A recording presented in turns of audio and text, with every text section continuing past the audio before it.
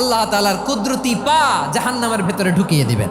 জাহান্নামের সবচাইতে হালকা আযাব হলো ওই ব্যক্তির আযাব যার পায়ে দুটো জাহান্নামের আগুনের জুতা পুড়িয়ে দেয়া হবে। ওই আগুনের উত্তাপে তার মাথার মগজগুলো ভাতের মারের মতো টপ টপ টপ টপ করে বেয়ে বেয়ে পড়বে।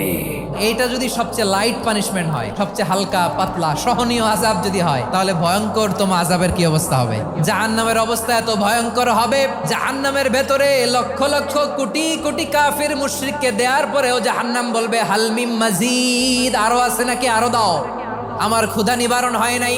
জাহান্নামে তো উত্তপ্ত হবে, জ্বলন্ত হবে, ভয়ঙ্কর হবে। জাহান্নামের এক অংশ আরেক অংশকে খেয়ে ফেলবে। আল্লাহু আকবার। জাহান্নামের রক্ষী ফেরেশতারা কি করবে তারা নিজেরাও বুঝতে পারবে না। কোনো কিছুতেই যখন জাহান্নামকে শান্ত করা যায় না, আল্লাহ তাআলা তার কুদরতি পা জাহান্নামে ঢুকিয়ে দিবেন। দেওয়ার সাথে সাথে জাহান্নাম থেকে আওয়াজ আসবে, কাত বিইজ্জাতিকা ওয়া বিকারামিকা, আল্লাহ আপনার ইজ্জতের কসম, যথেষ্ট হয়েছে, আর লাগবে না। সুবহানাল্লাহ বলেন।